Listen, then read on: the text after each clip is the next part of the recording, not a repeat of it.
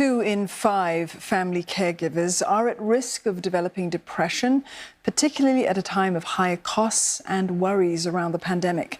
A survey by the Palliative Care Centre for Excellence in Research and Education found that the increase in cost of care was linked to a tenfold jump in depression risk.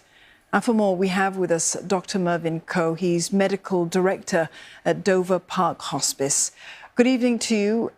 Dr Koh, caregiving for the elderly, it is physically and emotionally challenging. It's tough for those people who need to care for their family members specifically. But does it automatically put caregivers at a higher risk for developing depression? Thanks for that question. I don't think it automatically puts them at a higher risk of depression.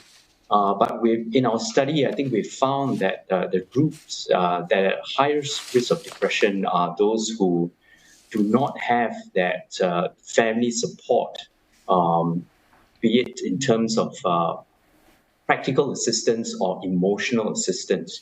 And that group of caregivers will be at increased risk of developing greater caregiver stress and burnout as well.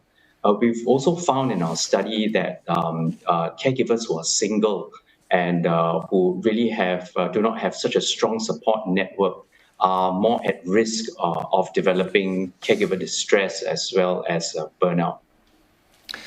Dr. Koh, this study, the survey was carried out by the Palliative Care Centre, so I assume, and you can correct me if I'm wrong, that the caregivers were caring for those perhaps towards the end stages of their lives. Now, that in itself is depression causing, let alone having to care for them and to stay positive amidst a great deal of work when there's a great deal to feel very sad about. So in a way, to tell me 2 in 5 of caregivers of those needing palliative care are depressed, that is no surprise at all. In fact, I would expect the number to be even greater than that.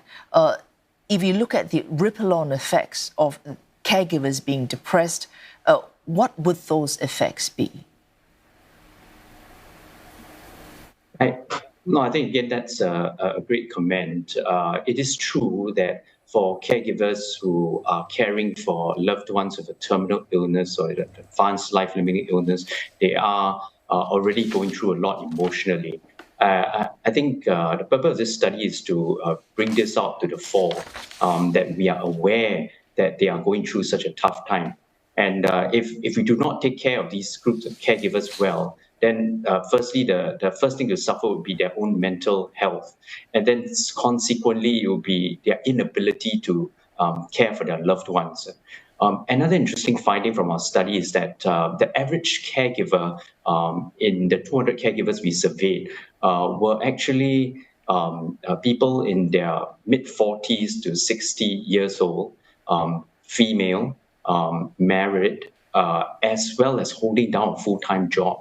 So if these caregivers are not well taken care of, and if they are burnt out, they won't be able to do their caregiving roles well, and they will not be able to perform their work, their full-time employment job well as well.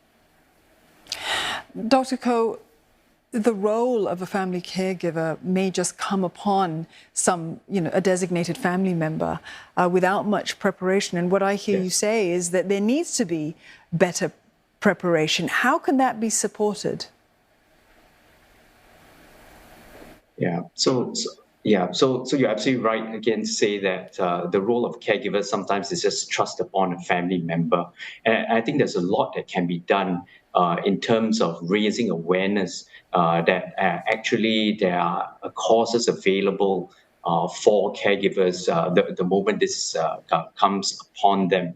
Also, the other things that we hear from our study participants is that there needs to be perhaps ready financial assistance as well as advice even from healthcare providers about how to access these caregiver schemes, these caregiver causes, as well as this healthcare grants. I think it's a positive step ahead that I think our government has recognized the importance of the caregiver and has increased the home caregiver grant from $200 per month to even $400 per month as of March this year. Yeah, but certainly this is a work in progress. And I think as a society, we need to really pay more attention to the role of caregivers and to begin this conversation to see how we can better support them, because honestly, they're all around us. They could be, for many of us, our own loved ones, and for many of us, our neighbors and friends as well, who are going through these challenges and struggles. Well, Dr. Koh, thank you very much for sharing your perspectives with us on the challenges for family caregivers. That was Dr. Mervyn Koh, their Medical Director at Dover Park Hospice. Thank you.